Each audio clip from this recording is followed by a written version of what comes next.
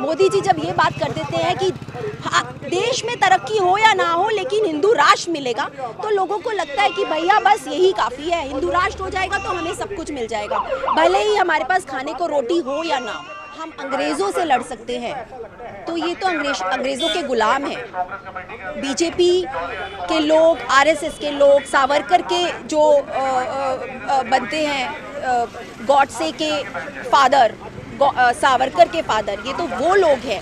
अगर हम अंग्रेज़ों को हरा सकते हैं, अगर हम अंग्रेज़ों को यहाँ से भगा सकते हैं, तो बीजेपी चीज़ क्या है? क्या है बीजेपी? क्या है मोदी जी? क्या है अमित शाह जी? कौन है? ये वो लोग हैं जो सत्ता पर सिर्फ और सिर्फ इसलिए राज करने के लिए आए हैं क्योंकि ये भूखे बैठे हुए थे। आप मुझे सिर्फ इतना बताइए, ये लोग बोलते हैं 70 साल 70 साल 70 साल 70 साल में क्या हुआ? अगर 70 साल में कुछ नहीं हुआ होता तो 70 साल से लोग सिर्फ और सिर्फ कांग्रेस को वोट क्यों दे रहे थे? क्यों बीजेपी नहीं आई 70 सालों में? 6 साल हमने आपको दिए, हम आपको आजमाने की कोशिश की, आपने देश को बर्बाद कर दिया। आपने क्या किया देश में? आपने सिर्फ और सिर्फ हिंदू मुसलमान किया। जहां हिंदू मुसलमानों के बीच में एक एका आ गया था, जहां कांग्रेस ने हमेशा एक बढ़ावा दिया था सेकुलरिज्म को, जहां उन्होंने एकता का नारा दिया था, जहां उन्होंने भाईचारे का नारा दिया था, आपने उस भाईचारे को तोड़ने की कोशिश की। आपने पहले देश को बांटने की कोशिश की, जो अंग्रेज़ों ने जिस तरह से करी थी। आपने हिंदू मुसलमान को अलग किया। उसके बाद आप लगातार जातियों के ऊपर आप करते गए। कभी आप हिंदू मुस्लिम के बीच में भेदभाव करते हैं, कभी आप जातियों में, आप ब्राह्मण और दलितों के बीच में भेदभाव करते हैं। आपने लोगों के माइंडसेट को इस तरह से बना दिया है कि लोग विकास के बारे में उनसे पूछे ही नहीं। लोग पूछे ही नहीं कि इकोनॉमी कहाँ जा रही है, काम क्या हो रहा है। लोग पूछे ही नहीं कि देश में नौकरियाँ कहाँ हैं। इसीलिए ये उनकी स्ट्रैटेजी है कि वो नई नई नीतियाँ लेकर आते हैं ताकि लोग उलझे रहें इन्हीं नीतियों में और सरकार से कोई सवाल ही ना करें। अंग्रेज़ों ने जिस तरह से हमारे देश पर कब्जा किया था, उससे भी बदतर सिचुएशन है, क्योंकि कहीं ना कहीं अंग्रेज़ देश को बेच नहीं रहे थे, देश को फिर भी बना रहे थे। लेकिन पिछले 6 सालों में मोदी जी ने देश को सिर्फ बेचा है। वो जो एक जुमला लेकर आए थे कि मेरा क्या है, मैं झोला उठाऊंगा और मैं चल दूंगा, तो उन्होंने वही किया है। अंबानी, अदानी, सिर्फ उनके लिए शायद वो सत्ता में आए, उनको देश बेचने के लिए सत्ता में आए।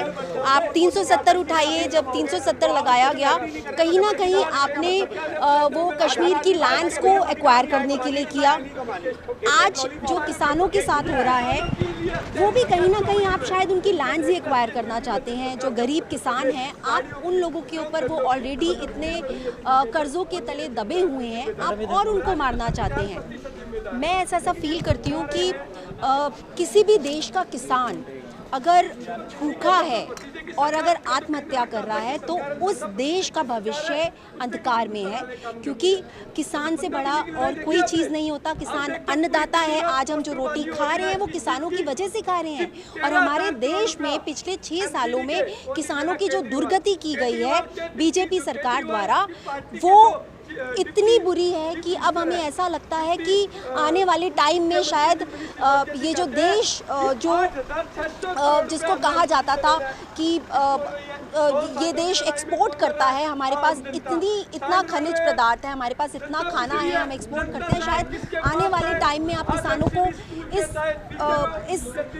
उस तक पहुंचा देंगे कि वो आत्महत्या करते जाएंगे और किसान नहीं बचेंगे, खेती के लिए ज़मीनें नहीं बचेंगी, क्योंकि बीजेपी बेच चुकी होगी उन ज़मीनों को और शायद हम लोगों को बाहर से मंगवाना पड़ेगा। जो सरकार है, इसको मैं फासिस्ट सरकार बोलती हूँ।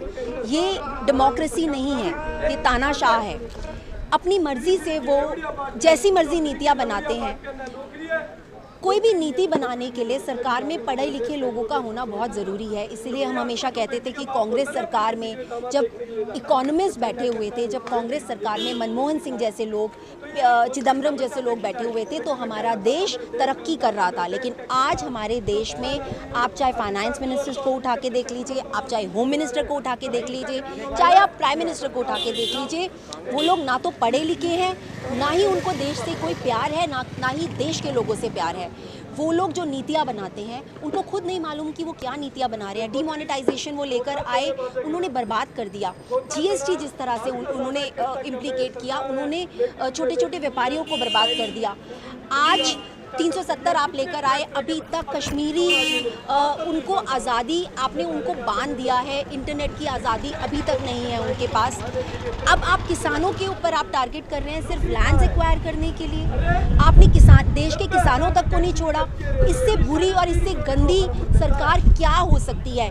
आपसे रेप के ऊपर कानून नहीं बनाए जाते, लेकिन आप इस तरह की नीतियां लेकर आते हैं सिर्फ और सिर्फ अपने मतलब के लिए, सिर्फ और सिर्फ इस देश पे कब्जा करने के लिए, इस देश को बेचने के लिए।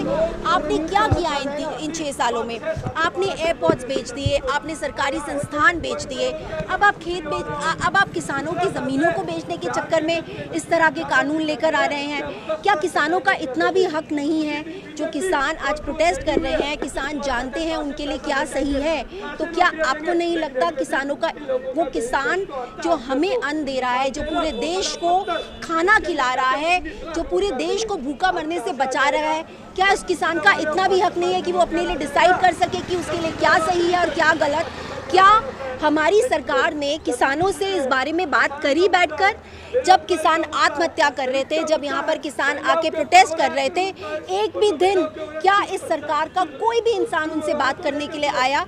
जंतर मंतर पर वो धरने देते थे, भूखे बैठे रहते थे, हमारे सिख भाई उनको लंगर खिलाते थे, उनको खाना खिलाते थे। क्या सरकार ने तब उनके बारे में सोचा था? लगातार 6 सालों में इतनी आत्महत्याएं हुई हैं किसानों की, क्या किया इस सरकार ने? ये विकास का जुमला लेकर आए थे ना, कौन सा विकास हुआ है इस देश का? आप मुझे बताइए। हमारी इकोनॉमी गड्ढे में जा चुकी है, लोगों के पास नौकरियां नहीं हैं, लोग नौकरियां छोड़ चुके हैं, लोग आत्महत्या कर रहे हैं। पहले एक गैप हुआ करता था, पहले 3 लोअर क्लास, मिडिल क्लास और उसके बाद अपर क्लास होता था। आज आपने लोअर क्लास को ख़त्म कर दिया, आप धीरे धीरे मिडिल क्लास को भी ख़त्म कर रहे हैं। अब बचेगा कौन? Ambani Adani, upper class. आपने उन्हीं को विकास दिया है, आपने इस देश को विकास नहीं दिया। आप इस देश पे कब्जा सिर्फ और सिर्फ अंबानी अदानी के लिए करने के लिए आए थे, और आज जो भी किसानों के लिए नीतियां बनाई जा रही हैं वो भी सिर्फ और सिर्फ अंबानी अदानी के लिए बनाई जा रही है, और हम ये नहीं होने देंगे। ये लोगों को लगता है कि ऑपोजिशन चुपचाप बैठी है, लेकिन ऐसा नहीं है। मीडिया शायद नहीं दिखाती, जो हमारी मेन स्ट्रीम मीडिया है वो नहीं दिखाती कि जो ऑपोजिशन है वो किस तरह से किसानों के लिए लड़ रही है, लेकिन सच्चाई ये ही है कि हम इस देश को बिकने नहीं देंगे, हम हमारे किसानों के साथ गलत नहीं होने देंगे। ये सरकार, जितना ये सरकार टायरेंट होती जाएगी, उतनी ही ये सरकार क्रेडिबिलिटी खोती जाएगी, और एक दिन ऐसा आएगा कि जैसे हमने अंग्रेज़ों को बाहर भगाया था, उसी तरह से हम इस बीजेपी सरकार को भी बाहर कर देंगे इस देश। तो ये लोग, मुझे कभी कभी ऐसा लगता है कि शायद नशा करके नीतियाँ बनाते हैं, इनको खुद नहीं पता वो नीतियाँ क्या हैं। वो नीतियाँ या तो बनती हैं, शायद अंबानी अडानी के रूम में बैठकर डिस्कशन होता है कि अब ये नीतियाँ बनानी है, और वही नीतियाँ आकर हमारे ऊपर थोप दी जाती हैं, और उन नीतियों से देश का सिर्फ और सिर्फ नुकसान हो रहा है। देश बर्बाद हो चुका है, देश में कुछ बचा नहीं है बर्बाद होने के लिए। चाइना ने, आप हमेशा पाकिस्तान का नाम लेते थे कि हम पाकिस्तान को नस्तो नाबूद कर देंगे। मोदी जी से चाइना का नाम नहीं लिया जाता है अपने मुंह से। चाइना ने कैप्चर कर लिया है पूरा का पूरा लद्दाख। आप भी जानते हैं कि वहाँ पर जो टूरिस्ट आ रहे हैं चाइना से, उन लोगों को वीज़ा की ज़रूरत नहीं है अब। मोदी जी चाइना का नाम तक नहीं लेते हैं। किस बात का डर है उन्हें? कहाँ गया उनका 56 इंच का सीना? क्यों है वो चुप?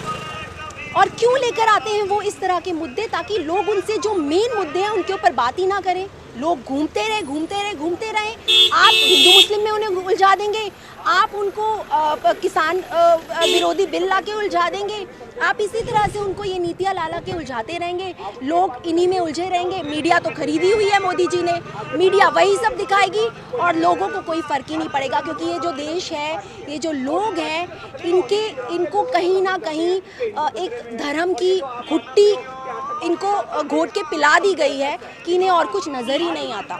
मोदी जी जब ये बात कर देते हैं कि देश में तरक्की हो या ना हो लेकिन हिंदू राष्ट्र मिलेगा, तो लोगों को लगता है कि भैया बस यही काफ़ी है, हिंदू राष्ट्र हो जाएगा तो हमें सब कुछ मिल जाएगा, भले ही हमारे पास खाने को रोटी हो या ना हो।